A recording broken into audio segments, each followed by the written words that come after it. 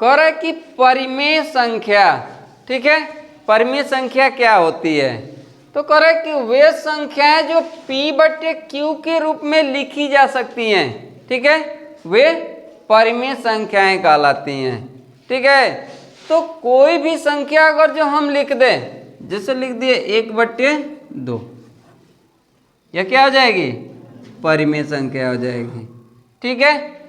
परिमेय संख्या में यह ध्यान दीजिएगा कि अगर जो P/Q के रूप में लिखी हुई है, P/Q के रूप में अगर जो लिखी हुई है, तो बस हमको ध्यान यह देना रहेगा कि Q = नॉट 0, ठीक है, Q = नॉट 0, यानी Q का मान किसी भी परिस्थिति में शून्य नहीं होना चाहिए, है समझ में। अगर Q का मान शून्य हो गया तो वह परिमेय संख्या नहीं कहलाएगी, है समझ में। जितने पूर्णांक होते हैं वे सभी परिमेय संख्या कहलाती हैं। पूर्णांक पढ़ाए थे ना कि पूर्णांक क्या होता है, ठीक है। तो जितने पूर्णांक होंगे वे सभी क्या कहलाएंगे? परिमेय संख्या कहलाएंगे। मान लो पूर्णांक में हम लिख दिए 1, लिखा हुआ है ना 1, इसके बट्टे में हम क्या लिख सकते हैं? 1। पूर्णांक तुम लिख दिए 2, 3, 4, कुछ भी लिख दो, ये सारे क्या हैं? पूर्णांक है। और पूर्णांक में भी क्या है?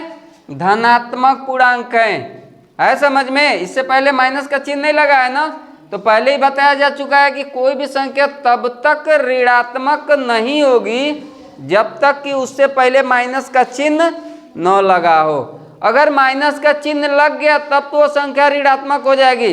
अगर माइनस का चिन्ह नहीं लगा हुआ है तो वह सभी संख्याएं क्या होंगे? धनात्मक होंगे, ठीक है। तो यह नहीं कि माइनस का चिन्ह लगा हुआ है तो वह संख्या पूर्णांक नहीं है, वो भी पूर्णांक है। फर्क क्या है? वह ऋणात्मक पूर्णांक है, ठीक है। और जिससे पहले प्लस का चिन्ह लगा हुआ है वह धनात्मक पूर्णांक है, ठीक है। तो वह कह रहा है ना कि जितने पूर्णांक हैं वे सभी क्या कहलाएंगे? परिमेय संख्या कहलाएंगे, ठीक है। अब पूर्णांक में या परिमेय संख्या में सिर्फ हमको यह ध्यान देना रहेगा कि जो P/Q के रूप में हम लिख रहे हैं, यानी कोई भी संख्या लिख रहे हैं, जैसे हम 5 लिखे हैं ना, तो इसके बट्टे में शून्य नहीं होना चाहिए, है समझ में। कोई भी संख्या हो उसके बट्टे में शून्य नहीं होना चाहिए। अगर संख्या के बट्टे में शून्य हो गया तो वह संख्या परिमेय संख्या नहीं कहलाएंगी, ठीक है, पहला चीज। दूसरा चीज हमको यह ध्यान देना रहेगा कि करड़ी में न हो। अगर करड़ी में है तो वह अभाज्य संख्या नहीं होनी चाहिए। जैसे मान लीजिए कह रहा है कि करड़ी में 9 परिमेय संख्या है कि नहीं है, करड़ी में 9 परिमेय संख्या है कि नहीं है, तो कड़ी में 9 का वर्गमूल जब निकालेंगे तो कितना आ जाएगा? 3। और 3 क्या है? धनात्मक पूर्णांक संख्या है समझ में। तो जब यह धन पूर्णांक संख्या है तो इसके बट्टे में हम लिख सकते हैं 1, और जब 1 लिख दिए तो P/Q के रूप में हो गया ना, तो यह परिमेय संख्या हो गया, है समझ में। अगर कह दे कि करणी में 2 परिमेय संख्या है तो कि नहीं है, तो यह नहीं है। क्यों नहीं है? क्योंकि यह पूर्णांक ही नहीं है समझ में, पूर्णांक ही नहीं है। क्योंकि इसको कहा गया है कि कड़ी में जितनी संख्याएं होंगी, अगर जो अभाज्य संख्या होगी तो वह पूर्णांक नहीं होगा। कड़ी में 2 पूर्णांक नहीं है, करणी में 3 पूर्णांक नहीं माना जाएगा, ठीक है। करणी में 5 ये भी पूर्णांक नहीं माना जाएगा, क्योंकि ये सभी क्या है? अभाज्य संख्या है।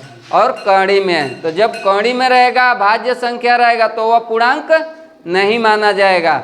अगर करणी में दिया हुआ है और वह किसी न किसी का वर्ग दिया हुआ है, ठीक है, तो वह हमारा क्या रहेगा? परिमेय संख्या रहेगा। जैसे मान लीजिए करणी में 9, यह क्या है? परिमेय संख्या है। करणी में मान लीजिए 16 कर दिया, ठीक है, तो यह भी क्या हो जाएगा? परिमेय संख्या हो जाएगा, क्योंकि इसको P/Q के रूप में लिखा जा सकता है। बराबर में क्या हो जाएगा? 4 के बट्टे में 1 हो गया। किसी भी चीज के बट्टे में हो जाएगा। अब कड़ी में 2 के बट्टे में लिख के 1 कह देंगे, यह भी तो P/Q के रूप में लिखा गया, तो यह पूर्णांक नहीं है, क्योंकि यह पूर्णांक ही नहीं है, इसीलिए परिमेय संख्या नहीं होगी। ठीक है, क्योंकि परिमेय संख्या में क्या है कि वो पूर्णांक होना चाहिए। अगर जो p बाई क्यू के रूप में हम लिख रहे हैं तो वह पूर्णांक होना चाहिए। अगर जो पूर्णांक नहीं है तो वह संख्या परिमेय संख्या नहीं कहलाएगी। ठीक है, तो अब परिमेय संख्या में मान लीजिए हमको लिखना रहेगा तो जितनी ऋणात्मक संख्याएं हैं -1, -2, -3, -4, ये सभी क्या कहलाएंगे? परिमेय संख्या कहलाएंगी, क्योंकि सबके बट्टे में 1 लिख सकते हैं। है समझ में?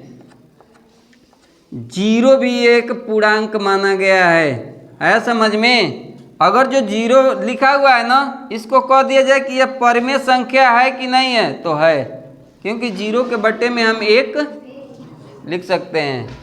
है समझ में? इसका किसी भी परिस्थिति में मान क्या आएगा? 0 आएगा। ठीक है, तो यह भी परिमेय संख्या है। जितनी हमारी ऋणात्मक संख्याएं हैं वह सभी क्या हैं? परिमेय संख्या हैं। ठीक है, इसके बाद इधर जितने धनात्मक आ जाएंगे +1, +2, +3, ये सभी क्या रहेंगे? हमारे परिमेय संख्या रहेंगे, या अनंत तक। इधर भी क्या जाएगा? अनंत तक। ठीक है, कह दे रहा है कि 0.3 केवल दिया हुआ है, इसके बाद में वो कुछ भी नहीं लगाया है, सिर्फ क्या दे दिया है? 0.3। कह रहा है कि यह परिमेय है कि नहीं है। है समझ में? यह परिमेय है कि नहीं है, तो यह परिमेय है। क्यों परिमेय है? बराबर में हम इसको क्या लिख देंगे? 3/10 लिख लेंगे, p/q के रूप में हो गया। ठीक है, तो यह परिमेय संख्या कहलाएगी। ठीक है, अगर जो इसी को डाट डाट करके दे दिया रहता, कहता कि 0.3 उसके बाद में दे रहा है डाट डाट। ठीक है, तो यह ध्यान रखिएगा कि 0.3 के बाद में डाट डाट दिया हुआ है तो यहाँ पे बार लगा होना चाहिए। अगर बार लगा हुआ है, ठीक है, तो वह परिमेय होगा, क्योंकि इसको क्या लिख लेंगे? 3, और जब बार लगा हुआ है, ठीक है, एक ही अंक दिखा रहा है, उसके बाद बार लगा है ना, तो इसको लिख लेंगे 3/9। ठीक है, तो जब 3/9 लिख दिए तो यह क्या हो गया? p/q के रूप में हो गया, तो यह क्या हो जाएगा? परिमेय संख्या हो जाएगा। आया समझ में?